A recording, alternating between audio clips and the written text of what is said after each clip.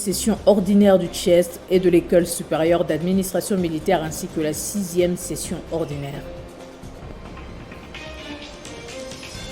Ouverture du point de vente de la semoule de maïs, ceci est le fruit des jeunes recrutés à Kanyamakasese, détail dans ce journal.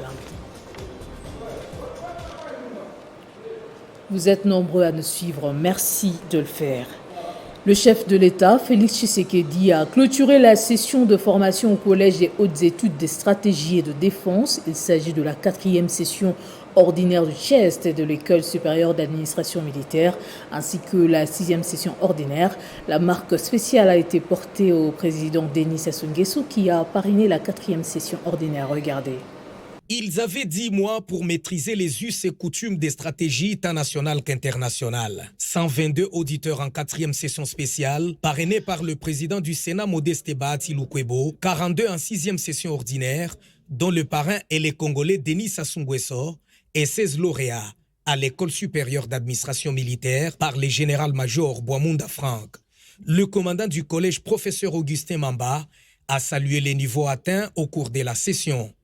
Le commandant Essam a quant à lui été reconnaissant envers les chefs de l'État pour les objectifs largement atteints. 3 colonels brazzavillois, un Burundais, un Centrafricain, un Camerounais ont bénéficié de cette session de formation. Le chef d'état-major général, le général d'armée Célestin Bala-Monsensi, pense que le collège a marqué ses empreintes dans la sous-région par la sortie de plusieurs lauréats des pays frères, fruits du CHESD. La direction des Témis Paris, Camille Roux, a appelé les pays membres de la CEAC de solliciter les fruits du Collège des hautes études de la RDC, sans peur d'être déçus. Le président Denis Sassou Nguesso du Congo d'en face a salué l'honneur de tout un pays, le Congo voisin, et l'apport du CHESD dans la sous-région. Qui viennent d'être formés, et les invite au devoir, à la responsabilité, à l'efficacité et à l'excellence. Je vous adresse à tous et à toutes mes félicitations pour les brillants résultats que vous venez d'obtenir dans ce grand collège. Un sentiment de joie de terminer ce cursus à ce haut collège d'études de stratégie et de défense. Je dois avouer que j'avais peut-être sous-estimé la profondeur et la grandeur de ce collège que nous avons obtenu. Beaucoup de valeurs stratégiques au niveau des enseignements. Donc aujourd'hui, j'en sors beaucoup plus enrichi que j'étais. Remise des diplômes, ils s'en sont félicités. Le chef de l'État a déclaré clos la session. Et enfin, s'ouvre une autre.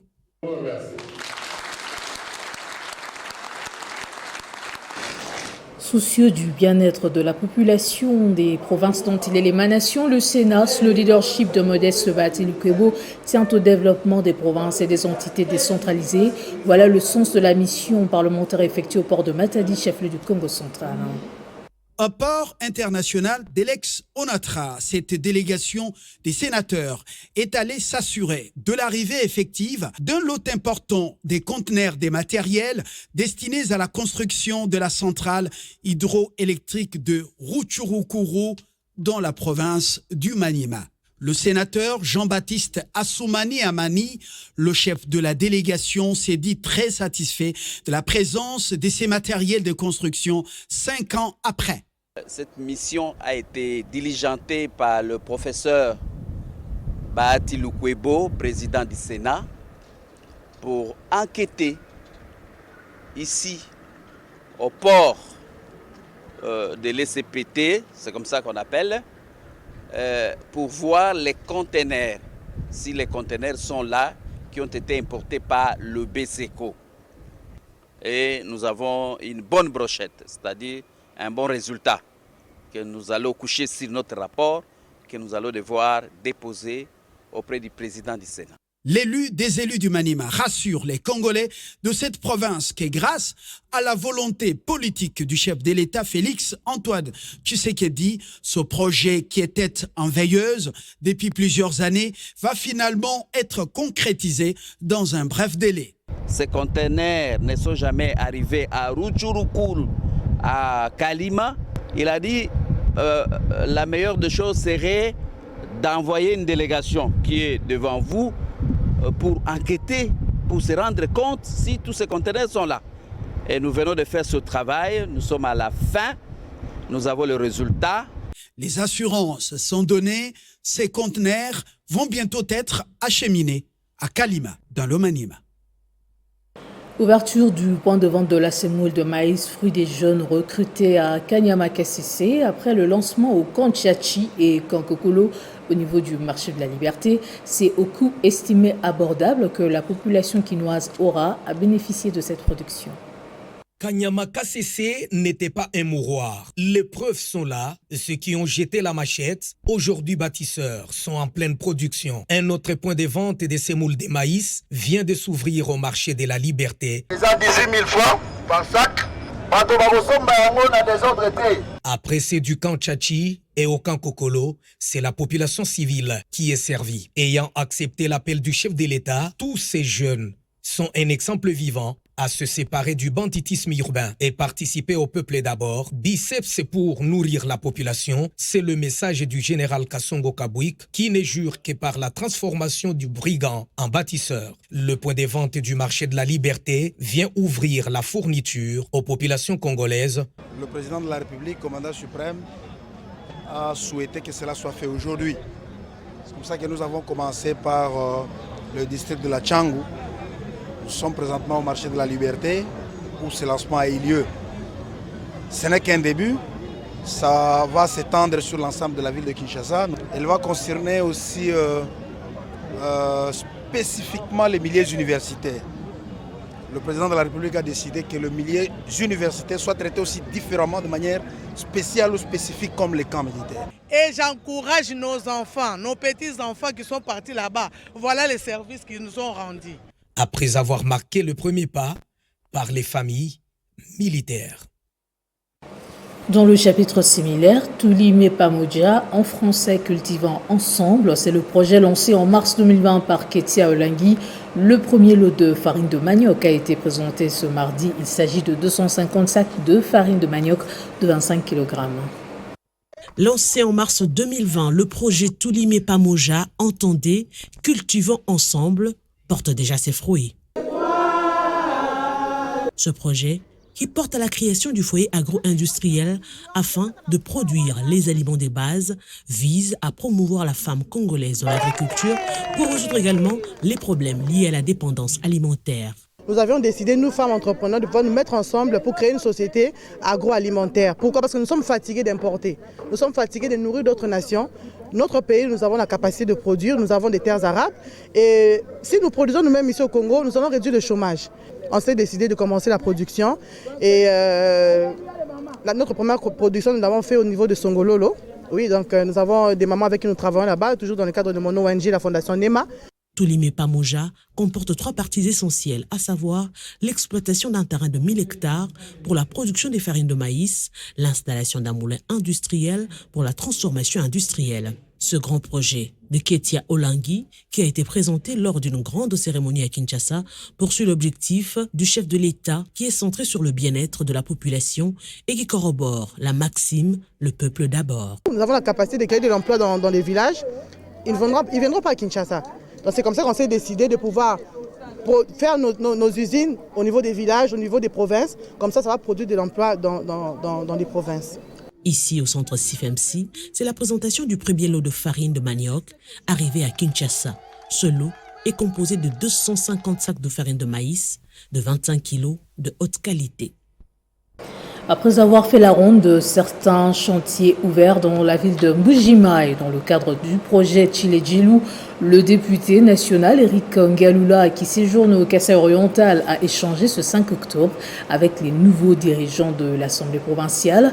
L'élu de Lupatapata dit tenir à l'harmonie entre les institutions pour faire décoller le Kasaï de l'Est. Un séjour au Kasaï oriental pour accompagner et soutenir la gratuité de l'enseignement primaire et secondaire tel que prôné par le chef de l'État, Félix Antoine Tshisekedi Tshilombo, depuis 1 an. Et en ce début de la nouvelle année scolaire 2021-2022, le député national Eric Ngalula Ilunga a profité pour échanger avec les nouveaux dirigeants de la première institution de la province. D'abord avec le vice-président Funi Kizito, puis le président du bureau de l'Assemblée provinciale du Kasaï oriental. L'élu de l'Opatapata a salué et félicité Kabongo Malebongo pour ses nouvelles charges avant d'aborder la situation de l'organe délibérant de la province. Pour Eric Ngalula Ilunga, c'est dans l'harmonie entre institutions que le Kasaï de l'Est connaîtra son véritable envol. Le plus important, c'est le développement. Se mettre ensemble pour reconstruire cette province longtemps oubliée. Lorsqu'il y a une harmonie, le développement, les investisseurs, l'emploi, l'énergie, tout ce que vous pouvez dire va suivre. Devant la presse locale, le député national Ngalula Eric a encore une fois confirmé qu'il est candidat au poste du gouverneur. J'ai déposé ma candidature comme gouverneur de la province du Kasaï oriental auprès de la commission électorale permanente de l'UDPS. L'UDPS a une commission électorale permanente. Je suis membre de l'UDPS et je suis allé déposer ma candidature, mon dossier là-bas. Et c'est le parti qui décidera pour retenir un seul candidat pour concourir à ce poste. Rappelons que 2 ans et demi après la première alternance démocratique, les Kasaï oriental peinent toujours à décoller.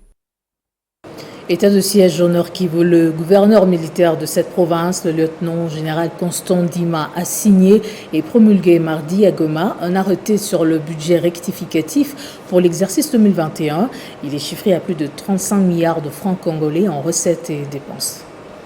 Cet arrêté portant un budget rectificatif de la province du Nord Kivu exercice 2021 a été signé et promulgué à Goma par le gouverneur militaire, le lieutenant-général Ndima Constant, après de temps travaux à commission effectués par 2 équipes mises en place afin de doter la province de son budget. C'est là selon le principe d'annualité de la loi budgétaire en son article 5, a souligné Maître David Kamoua, conseiller financier du gouverneur de province. Il souligne également que ce budget connaît un accroissement suite à certains faits.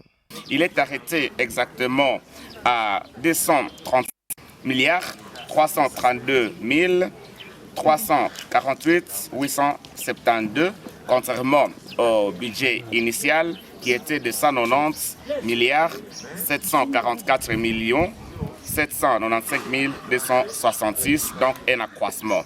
Et l'accroissement est dû au fait que les recettes propres de la province ont augmenté au niveau de l'administration fiscale provinciale. Le gouverneur militaire du Nord Kivu, le lieutenant-général Ndima Constant, a remercié l'équipe qui est arrivée à produire ce travail dans ce contexte difficile de l'état de siège. Il promet qu'il va informatiser la direction générale des recettes du Nord Kivu pour maximiser les recettes. Je vous remercie sincèrement. Et j'en profite aussi de l'occasion pour dire nos amis de la DGNRK de tout faire. J'épouse votre souci, raison pour laquelle je suis en train de tout faire pour mettre en œuvre des outils informatiques pour booster un peu votre travail à ce que nous maximisons la recette de la province. Notons que ce budget a été fait par arrêté et non par édit, par le fait que pendant cette période d'état de siège, toutes les assemblées provinciales sont suspendues et la loi reconnaît à l'autorité provinciale de procéder à la signature d'un arrêté pour les matières qui relèvent de la loi, comme c'est le cas du budget. Et puis le gouverneur intérimaire du Olomami, Kabamba Ilunga, a pris part à la 9e Assemblée générale de la plateforme des autorités locales des pays des Grands Lacs, tenue à Gitega au Burundi, sous le thème « Ville, entrepreneuriat, innovation ». Une occasion pour lui de présenter les potentialités dont dispose sa province.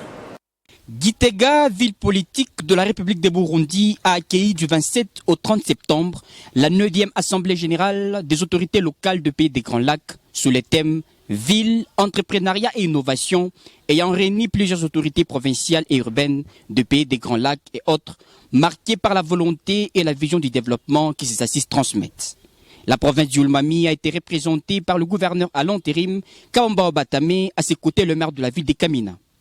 Au cours de cette Assemblée générale, des idées visant un développement intégral de la région des Grands Lacs, en soutenant l'entrepreneuriat et l'innovation des jeunes, qui sont les socles du développement, ont constitué la plaque tournante de ces échanges. Occasion pour le gouverneur à l'intérim du Olomami Kabamba Ilunga Batame, ayant représenté également le Grand Katanga, de présenter du haut de la tribune la province du Olomami par sa situation géographique, ses potentialités, mais aussi sa référence du peuple Luba.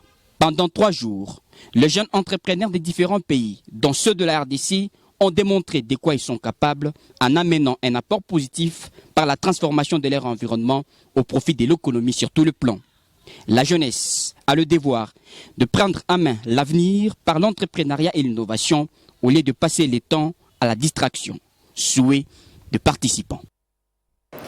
La redevance minière due aux entités territoriales décentralisées a ses effets positifs dans la commune de Pandaville de Likasi. Nous sommes là dans le Haut-Katanga. Des chantiers d'infrastructures amorcés il y a peu évoluent normalement, à en croire le constat sur place. Les explications de Jean-Paul Kimouni. Visiblement, c'est un vaste chantier d'érection du pont d'Itenga dans la commune de Panda à Likasi, province du Haut-Katanga. Cette infrastructure imposante d'une importance capitale en termes d'échange entre la République démocratique du Congo et la Zambie permettra de faciliter le trafic interrégional. En effet, l'évolution des travaux se poursuit normalement. Le constat a été fait par David Moukeba, conseiller du chef de l'État en matière d'infrastructure lors de son passage dans le Haut-Katanga. Qu'il est là-bas, on a aussi vient en sus, n'est-ce pas, de ce qui est en train d'être fait. Ça va augmenter, n'est-ce pas, le volume de trafic. Ça va faciliter le trafic et du coup, il y aura un impact sur l'économie. Au regard de ces travaux, l'on peut affirmer que les retombées de la redevance minière sont palpables dans cette municipalité sous la gestion du bourgmestre Pamphile Kibeka Monfia. Idesbal de Mololumba, bourgmestre adjoint, a donc effectué une descente d'inspection dans plusieurs autres chantiers qui présagent une modernisation globale des infrastructures. C'est notamment cette salle polyvalente déjà en phase de finissage, y compris ces centres de santé à la même étape des travaux. La quasi-totalité des bâtiments administratifs sont fin prêts. Il y a de quoi se réjouir dans le chef des habitants de Panda, qui voit dans ses œuvres la matérialisation de la vision du chef de l'État Félix Antoine Tshisekedi Tshilombo sous le leadership du gouverneur Jacques Kabula Katoé. D'abord, non seulement il est moderne, il est aussi plus performant. Il est plus performant, il est large, et puis il a des bases de soutènement très solides, ce qui permettra au moins par rapport à la mobilité. Travailler pour l'intérêt général de la communauté est le leitmotiv du bourgmestre Kibeka Monfia qui, depuis la mise en place de la redevance minière, due aux entités territoriales décentralisées.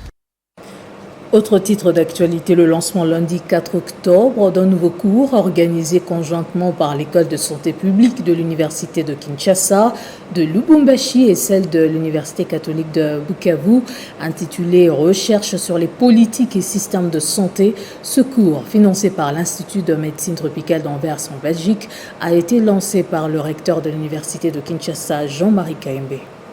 Ce cours vise, entre autres, à améliorer les programmes et systèmes de santé en RDC en particulier et en Afrique en général. C'est un cours qui a été motivé tout simplement par le fait que notre système de santé fait face à beaucoup de défis, que ce soit en ce qui concerne les ressources humaines, que ce soit en ce qui concerne la gouvernance et bien d'autres fonctions des systèmes de santé. Nous avions donc pensé que les recherches dans ce domaine étant encore rares dans nos pays, qu'il était important, pertinent et opportun de pouvoir organiser ce cours, qui est un cours de courte durée, qui va s'étaler sur 6 semaines. Et comme c'est un cours qui est conjointement organisé par les 3 écoles de santé publique, il se fait que les années à venir, il sera organisé ailleurs, soit à Bukavu, soit à Lubumbashi. À en croire le recteur de l'université de Kinshasa, cette collaboration de 3 écoles de santé permettra de renforcer les capacités des prestataires de soins émanant du ministère public. Cette cérémonie nous montre qu'il y a moyen d'organiser dans notre pays un travail en commun, un travail en réseau et surtout un travail qui renforce la multidisciplinarité. Le directeur de l'école de santé publique de l'université de Kinshasa, qui reçoit cette première édition, a, à l'occasion, insisté sur la collaboration qui existe entre son institution et les 2 autres écoles de santé publique avant de lancer officiellement le système LMD. Nous avons plusieurs années de collaboration et nous comptons intensifier davantage cette collaboration pour le bien-être du système de santé de la RDC. En collaboration avec l'IMT d'Anvers et d'autres universités d'Afrique, nous avons pu obtenir que ce cours soit organisé ici au pays. Les participants sont venus de tout l'intérieur du pays. Autre temps fort, la présentation du cours par le professeur Faustin Tchengue sur les politiques et systèmes de santé dans notre pays, bien sûr aussi ailleurs, ainsi que l'inauguration par le recteur d'une stèle en mémoire notamment aux anciens directeurs de l'école de santé publique de l'université de Kinshasa. Signalons par ailleurs que cette école dispose de 5 filières, 5 auditoires, d'un forage d'eau, de 2 groupes électrogènes de grande capacité et d'une mini-boulangerie, des chambres capables de loger 120 internes, son charroi automobile compte 2 bus de 30 places et 2 minibus de 16 places. Elle compte aussi en son sein 29 professeurs, 37 scientifiques et 60 membres du personnel administratif et technique. Après le crédit voiture accordé à son personnel, Steve Mbikaï, promoteur de l'école internationale bilingue, le Cartésien, offre une concession à ses enseignants. Le promoteur de cette école dit avoir une passion pour la qualité. Dans les soucis de valoriser le travail des enseignants de l'école internationale bilingue Les Cartésiens, les promoteurs viennent déposer un acte de grandeur salué par tous. Après avoir donné des véhicules aux professionnels de la CRE de son école, Mbikaï Maboulouki a décidé d'octroyer une concession de plusieurs hectares pour permettre aux enseignants de l'EIB Les Cartésiens de se construire des logis pour des vivre dans la dignité. Au moment où la révalorisation du travail de l'enseignant fait débat dans l'opinion, Steve Mbikaï s'illustre dans des actions sociales en faveur de ses employés. C'est dans cet espace que sera bâtie des maisons des enseignants des Cartésiens. La concession octroyée par Steve Mbikaï est située au quartier Mpasamaba, non loin de la montagne Mangengenge, dans la commune de Lantsele à Kinshasa. L'entrée principale, c'est la route Terre Jaune, rebaptisée Tilé-Gelou. La concession est voisine à la célèbre maison surnommée Ndakuya Étage. Dans ces quartiers, ce nouveau quartier général des enseignants de l'EIB Les Cartésiens sera très bientôt remis officiellement à chaque enseignant. Très émus, les enseignants et d'autres agents de l'école ont remercié les promoteurs Steve Mbikaï Maboulouki pour ces gestes. Rappelons que les bénéficiaires de cette concession sont les personnels ayant totalisé 15 à 20 ans de service, sans interruption. Le gouverneur intérimaire du Congo central, Justin Louemba, a participé à la célébration du centenaire du petit séminaire de Mbatankiela, Saint-François-Xavier de Lukula. Ce dernier dit rendre hommage au chef de l'État pour les efforts consentis dans la promotion du secteur de l'éducation nationale. Sur l'invitation lui adressée par le diocèse de Boma, le gouverneur ad intérim du Congo central, Justin Louemba Makosso, qu'entourait le président de l'Assemblée provinciale Jacques-Claude Vouemba, ainsi que les députés provinciaux et nationaux, participent ce dimanche 3 octobre 2021 à cette Eucharistie célébrée par Monseigneur José-Claude Mbimbi, évêque du diocèse de Boma, à l'occasion du centenaire du petit séminaire de Mbatankiela, situé à 12 km de Sioni dans les territoires de Lukula. Dont les vertus remarquables sont certainement les produits de la solide éducation reçue au petit séminaire de Mbatankiela. Kassavubu, reconnu héros national après plus de 5 décennies d'oubli, et c'est grâce à la clairvoyance de son Excellence Félix Antoine Tshisekedi Tshilombo, chef de l'État à qui je rends mes hommages les plus déférents, sans risque d'être contredit, de ce petit séminaire, une école, un monde, une machine à forger des héros, des patriotes dont la République démocratique du Congo a grandement besoin pour se redresser sur tous les plans. Répondant à l'une des préoccupations, directeur de cet alma mater, Justin Louemba Makosso a promis que le gouvernement provincial du Congo central ne lésinera point sur les moyens afin de desservir le petit séminaire de Mbatankiela en électricité. Parmi les grands défis pour lesquels le gouvernement provincial ne lésinera point sur les moyens, c'est notamment l'accompagnement du projet de l'électrification du petit séminaire de Mbatankiela par le tirage de la ligne haute tension et la participation à la réhabilitation de ces infrastructures, sans oublier les désenclavements de ces sites. Pour rappel, le petit séminaire Saint-François-Xavier de Mbatankiela a été fondé en 1920 par la congrégation des pères chétistes. L'Agence de prévention pour la lutte contre la traite des personnes continue à sensibiliser par des séances de travail sur la traite des personnes, un acte estimé odieux tant réprimé à travers le monde. Cette fois, c'était au Lualaba que s'est tenu un atelier avec les acteurs de première ligne afin de les équiper sur certaines méthodes à employer. 3 jours seulement ont suffi pour cette formation sur le renforcement des capacités des acteurs de première ligne, à savoir les magistrats des parquets, officiers des polices judiciaires, les avocats et bien d'autres. Ces derniers ont été outillés sur les notions essentielles sur la traite des personnes réprimées en République démocratique du Congo. Plusieurs modules ont été développés par les experts au courant de cette formation afin de permettre à ces hommes et femmes de droit de maîtriser certaines méthodes employées dans la traite des personnes. Les femmes sont généralement victimes de harcèlement sexuel dans le milieu professionnel. Un motif de satisfaction pour les bénéficiaires de cette formation.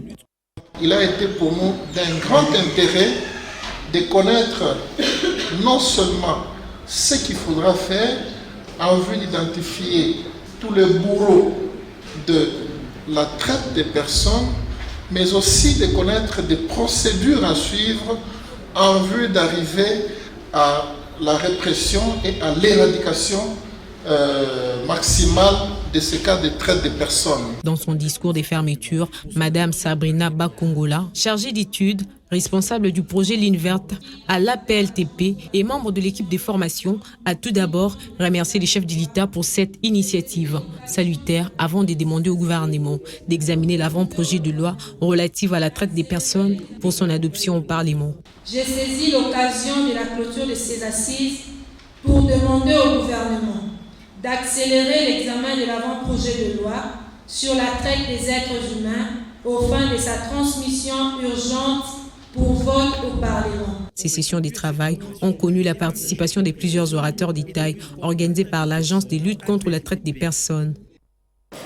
Le leader de la DISOC, Lisanga Bonganga, continue de plaider pour la tenue d'un dialogue entre politiques pour apaiser la tension dans le pays et trouver la voie pour l'organisation des élections en 2023. Il s'est une fois de plus exprimé à ce sujet au cours d'un numéro de l'émission Équipe nationale.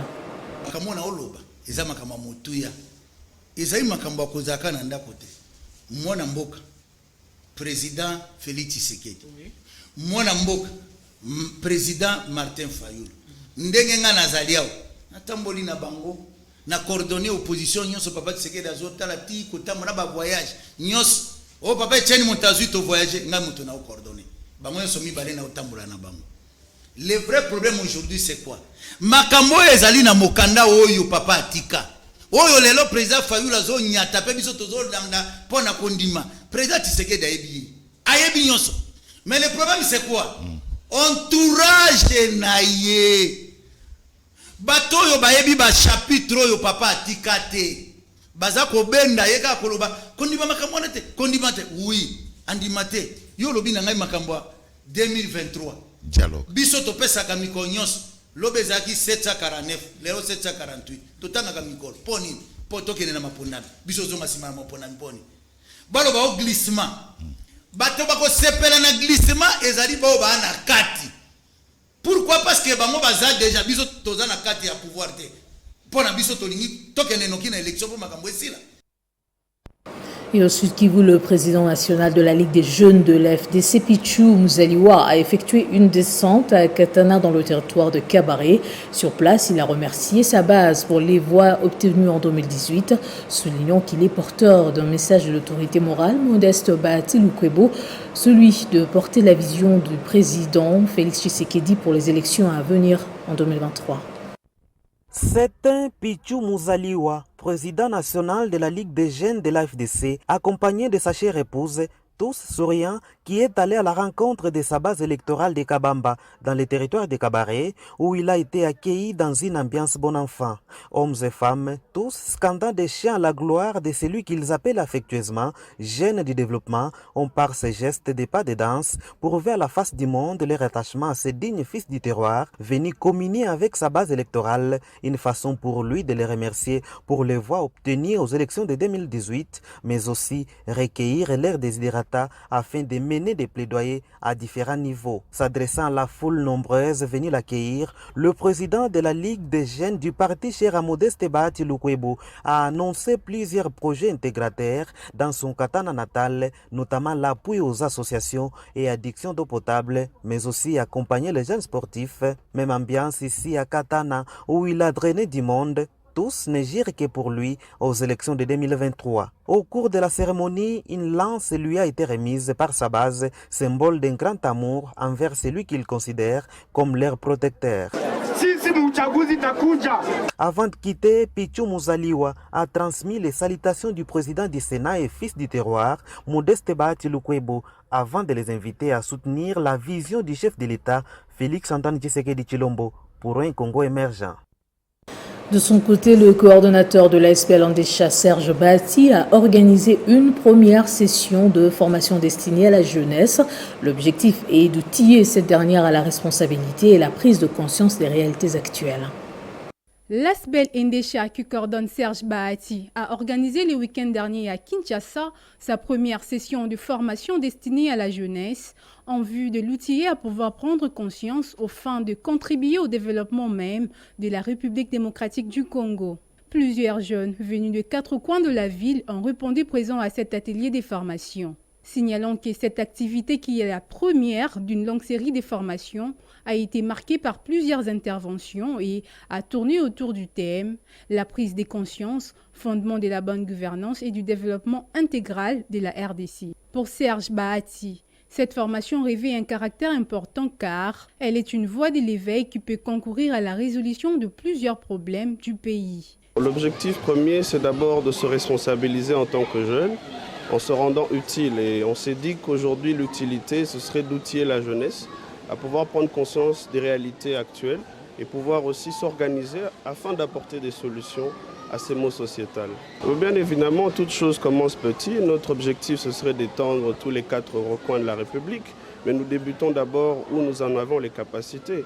Et donc, nous nous sommes dit aujourd'hui de commencer avec les formations. Et sur le long terme, on aura aussi des activités pragmatiques sur le terrain. Notons que Ndesha est une association dédiée à la jeunesse congolaise afin de l'influencer pour le développement de la République démocratique du Congo. De la culture pour terminer, l'artiste Koffi Olomide a rendu hommage à sa mère Ami dimanche dernier en la cathédrale Notre-Dame du Congo. Il était accompagné de plusieurs de ses proches, politiques, hommes et femmes de médias. La cathédrale Notre-Dame du Congo, pratiquement décorée en blanc ce dimanche pour accompagner Koffi Olomide. L'artiste, plus serein que l'année dernière, a également respecté le dress code, assorti d'une toque léopard à la maréchale Mobutu. Accompagné des proches tels que Cindy Lecoeur ou Jean-Marie Kassamba, la star de la chanson a décidé de bien faire son deuil depuis une année, au risque de pleurer toute sa vie. Koffi Olomide a pu compter également sur le soutien de plusieurs personnalités politiques, des visages publics et bien sûr des artistes, toutes générations confondues, pour rendre hommage à l'affectueuse maman de tout le monde, maman Ami. Toute la presse de Kinshasa est venue soutenir notre ami, notre frère, notre star nationale et panafricaine internationale, Koffi Olomide. Et se souvenir surtout de notre maman qui nous a quittés il y a 1 an. C'était un moment à la fois de recueillement mais aussi de retrouvailles pour se requinquer pour l'avenir. Pour ma mère, je suis heureux que tous ses enfants, parce que Jean-Marie, comme Willy, comme Chris, on est ses enfants. Et qu'elle repose vraiment en paix, parce que nous, ces enfants, on est là, on n'oublie pas, on ne va pas l'oublier de sitôt. Merci à Télé 50, dont l'un des fils, JMK, que moi j'appelle Larry King congolais, va passer à mon émission Coffee Today, bientôt. Deuil ou pas deuil, l'artiste qui ne passe jamais inaperçu a pu également compter sur le soutien inconditionnel de ses fans, dans et en dehors de la paroisse. En octobre de l'année passée, la mère biologique de Koffi Olomide rendait l'âme en Europe. Une disparition bouleversante qui, à l'époque déjà, avait engendré une chaîne de solidarité en faveur de l'artiste. On va prendre le rappel des titres avant de nous quitter. Clôture de la session de formation au Collège des hautes études de stratégie et de défense. Il s'agit de la 4e session ordinaire du CHESD et de l'École supérieure d'administration militaire ainsi que la 6e session ordinaire. Ouverture du point de vente de la semoule de maïs. Ceci est le fruit des jeunes recrutés à Kanyama KCC. Voilà tout pour ce journal. Merci de l'avoir suivi. Excellente suite de nos programmes. Prenez soin de vous.